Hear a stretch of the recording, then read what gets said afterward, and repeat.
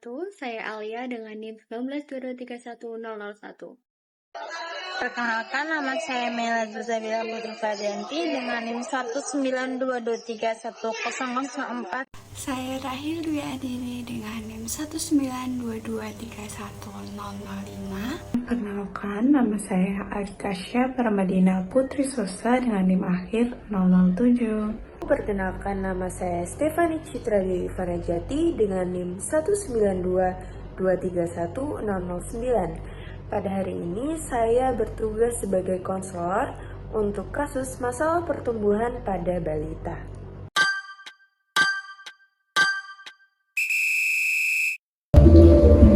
Baik, selamat siang Ibu. Perkenalkan, sebelumnya saya Citra selaku mahasiswa gizi dari Universitas Airlangga. Di sini saya sedang melaksanakan penugasan. Kalau boleh tahu dengan Ibu siapa? Ibu Umaroh. Kalau untuk adiknya namanya siapa ya? Anggita Febriani. Untuk umur adiknya sekarang berapa nih? 5 tahun. Oke. Jadi Bu, di sini saya izin dia untuk melakukan wawancara sekaligus konseling dari adik Anggita. Nah, jika dilihat dari buku KIA ini tadi kan untuk adik Anggita sendiri di bulan Februari kemarin berat badannya masih di bawah garis merah nih Bu.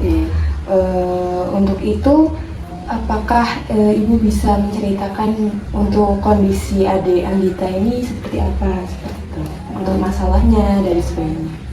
Kalau makan ya biasa, seadanya biasa makan biasa. Kadang sama telur, apa tahu, apa tempe. Tapi kalau susu nggak mau, nggak pernah susu. Paling susu kotak kan itu kalau Susu yang kalau pas dicoba apa SGM itu nggak doyan. Untuk makannya itu berapa kali sehari? Kadang 2 kali, kadang 3 kali. Mesti kadang kan ngemil jajan. Tapi untuk makannya berarti agak susah atau gampang gitu Bu? Gampang, tapi nek sayur susah. Oh, sayurnya susah. Kalau buah? Buah ya kadang Kadang-kadang. kadang enggak. Untuk porsinya sendiri adiknya sedikit atau biasa atau banyak? Paling 1 centong. Dikit berarti. Kalau sepiring penuh atau habis. Kalau ini kan minumnya susu kotaan itu berarti jarang ya Bu? Ya Jarang tumbas di warung. Tumbas di warung. Oke. Apakah ada kebiasaan minum atau jajan yang lain gitu Bu?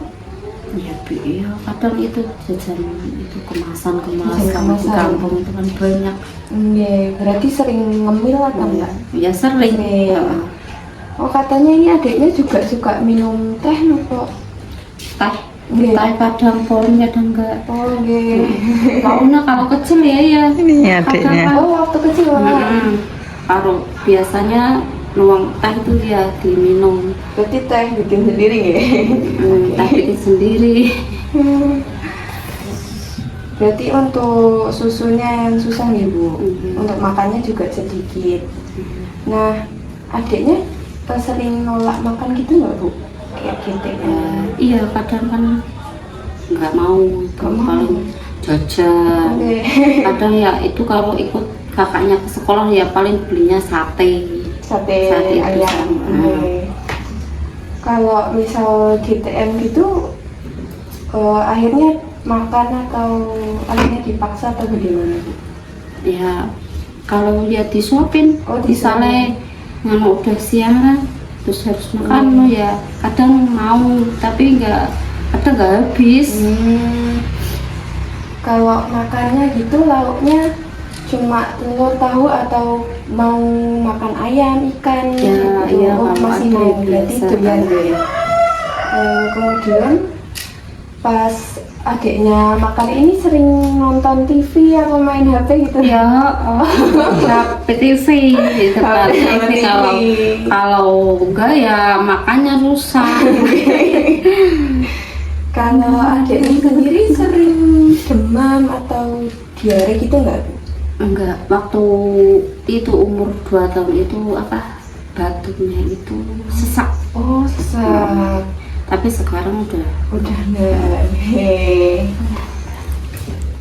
Kemudian baik Ibu, dari cerita Ibu tadi tentang adik Anggita nih, adik kemungkinan salah satu penyebabnya BB-nya itu kurus itu karena makanya kan tadi susah ya sedikit-sedikit, terus jarang minum susu juga, terus tehnya juga sering ya dulu. ya, Nah, sering. teh itu ini Bu bikin cepet kenyang, jadinya kayak nanti makannya jadinya sedikit. Kalau minum teh. Oke.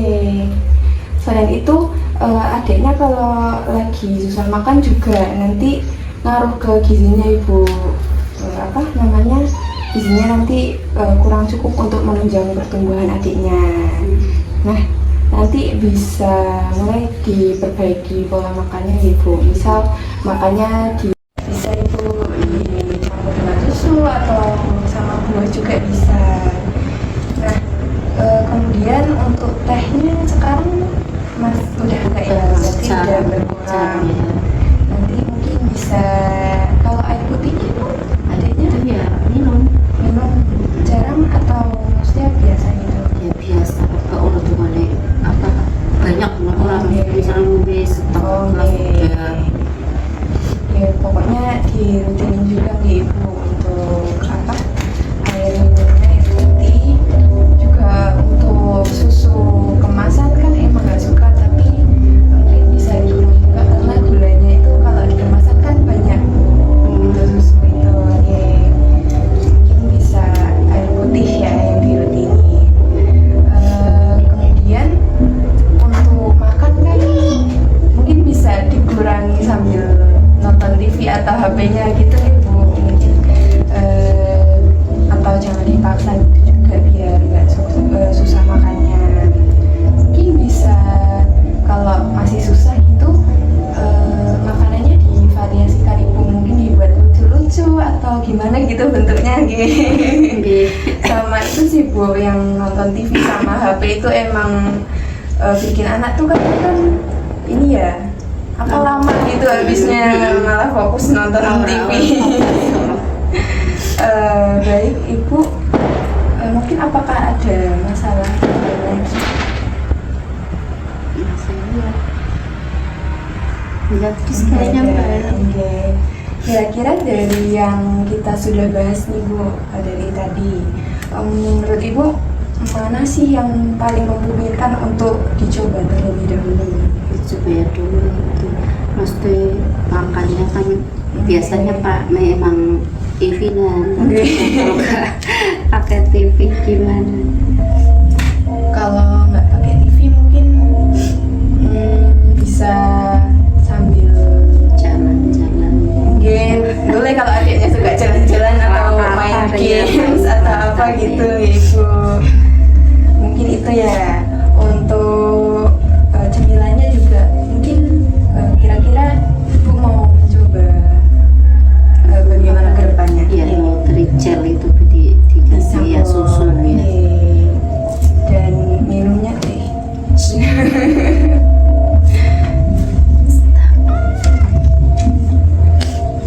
Ibu. Kemudian jadwal makannya juga lebih diatur adik. Lebih baik dari yang saya sampaikan tadi, apakah Ibu bisa mengulangi tadi untuk masalahnya dan apa yang mau dilakukan gitu? Ya makanya ya saya usahakan biar sayur sama buahnya itu ya sama, supaya 3 kali itu saya usahakan makanya 3 kali sehari. Sekali. Dan kalau bisa, kalau adiknya suka sayur atau emang nggak suka? Ya kadang suka kadang enggak, jadi Sukanya sayur apa?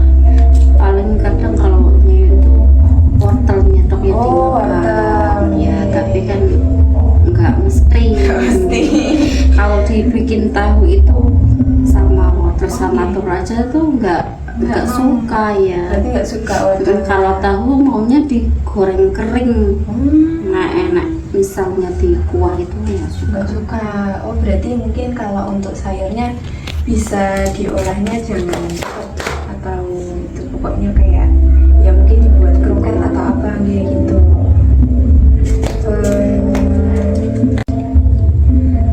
Baik Ibu, karena tadi Ibu juga sudah bisa mengulangi yang saya sampaikan dan apa saja langkah yang akan Ibu lakukan ke depannya untuk adik Anggita.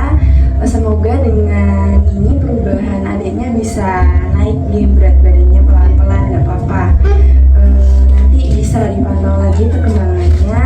Kemudian saya mengucapkan terima kasih Ibu dan adik karena sudah mau sharing cerita. Tetap semangat Ibu, adik juga. Mungkin sekian yang dapat saya sampaikan. Terima kasih Ibu. Sami atas kunjungannya. Adik, sana. Baik, di sini saya akan menyampaikan hasil review dan evaluasi untuk kegiatan konseling tersebut. Untuk reviewnya, berdasarkan hasil konseling gizi yang telah dilakukan, dapat diketahui bahwa anak mengalami permasalahan status gizi kurang yang ditandai dengan berat badan berada di bawah garis merah pada buku KIA. Kondisi ini menunjukkan bahwa asupan zat gizi yang diterima anak belum mampu memenuhi kebutuhan tubuhnya dalam mendukung pertumbuhan serta perkembangan secara optimal. Jika dilihat lebih lanjut, permasalahan ini tidak hanya disebabkan oleh jumlah makanan yang kurang, tetapi juga dipengaruhi oleh pola makan dan perilaku makan anak sehari-hari. Anak memiliki frekuensi makan utama sekitar 2 hingga 3 kali sehari, namun sering mengalami kesulitan makan atau gerakan tutup mulut. Selain itu, anak juga lebih menyukai jajanan kemasan dibandingkan makanan rumah sebagai camilan atau makanan utama, sehingga asupan gizinya menjadi tidak seimbang. Kemudian, konsumsi sayur dan buahnya juga masih sangat kurang, padahal kedua jenis makanan ini sangat penting untuk memenuhi kebutuhan vitamin dan mineral pada anak. Porsi makan utama yang diberikan ini relatif sedikit dan sering tidak dihabiskan juga, sehingga asupan energi dan proteinnya ini menjadi tidak optimal. Di sisi lain, anak juga memiliki kebiasaan mengonsumsi teh buatan sendiri yang cukup sering, serta kurang menyukai susu yang diseduh, dan mengonsumsi susu kemasan sehingga asupan zat gizi dari minumannya ini juga belum maksimal. Lalu dari segi perilaku, kebiasaan makan anak ini sambil menonton televisi yang menjadi salah satu faktor yang cukup berpengaruh, karena ini dapat membuat anak kurang fokus saat makan dan cenderung tidak menghabiskan makanan yang diberikan. Meskipun dari aspek kesehatan anak tidak sering atau sedang mengalami penyakit infeksi saat ini, faktor pola makan dan perilaku tersebut ini sudah cukup memberikan dampak terhadap kondisi berat badan anak. Melalui kegiatan konseling yang telah dilakukan, di sini telah diberikan berbagai saran dan rekomendasi yang bertujuan untuk memperbaiki kondisi tersebut. Rekomendasi yang diberikan antara lain yaitu pengaturan jadwal makan yang lebih teratur, pemberian makanan bergizi seimbang dengan penambahan sumber protein seperti telur, pembatasan konsumsi teh, serta pemilihan susu yang lebih sesuai dengan kebutuhan sang anak. Selain itu, orang tua juga dianjurkan untuk menciptakan suasana yang lebih kondusif, seperti tidak membiasakan anak makan sambil menonton televisi atau HP. Variasi dan tampilan makanannya juga perlu diperhatikan agar anak lebih tertarik untuk makan. Pemberian camilan sehat di antara waktu makan utama juga dianjurkan untuk membantu memenuhi kebutuhan energi tanpa mengganggu nafsu makan anak. Baik, berdasarkan hasil evaluasi dari intervensi yang diberikan, diharapkan terjadi perbaikan secara bertahap, baik dari segi asupan maupun perilaku makan anak. Peningkatan asupan makanan menjadi salah satu indikator utama yang perlu diperhatikan, seperti bertambahnya porsi makan, meningkatnya frekuensi makan, serta mulai terbiasanya anak untuk mengonsumsi makanan bergizi seimbang. Selain itu, perubahan perilaku makan juga menjadi bagian penting dalam evaluasi ini. Anak diharapkan dapat makan dengan lebih fokus tanpa distraksi dari televisi, memiliki jadwal makan yang lebih teratur, serta mulai mengurangi konsumsi teh. Pemilihan jenis makanan dan minuman yang lebih sehat juga diharapkan dapat diterapkan secara konsisten oleh orang tua di rumah. Keberhasilan dari intervensi ini sangat bergantung pada orang tua dalam menerapkan saran yang telah diberikan. Konsistensi dalam membiasakan pola makan yang baik, memberikan variasi makanan, serta menciptakan suasana makan yang menyenangkan akan sangat berpengaruh terhadap peningkatan nafsu makan anak. Pemantauan secara berkala juga menjadi hal yang sangat penting dalam proses evaluasi. Dengan adanya pemantauan, perkembangan berat badan anak dapat terus diikuti sehingga dapat diketahui apakah intervensi yang diberikan ini sudah efektif atau masih perlu penyesuaian. Jika terjadi peningkatan berat badan secara bertahap, maka dapat dikatakan bahwa intervensi ini berjalan dengan baik. Namun, apabila belum terlihat perubahan yang signifikan, maka perlu dilakukan evaluasi lanjutan untuk mencari faktor yang mungkin memengaruhi serta melakukan modifikasi intervensi yang lebih sesuai dengan kondisi anak. Dengan demikian, evaluasi ini tidak hanya bertujuan untuk melihat hasil, tetapi juga sebagai dasar dalam perbaikan berkelanjutan agar status gizi anak dapat meningkat dan pertumbuhan serta perkembangannya dapat berjalan secara optimal.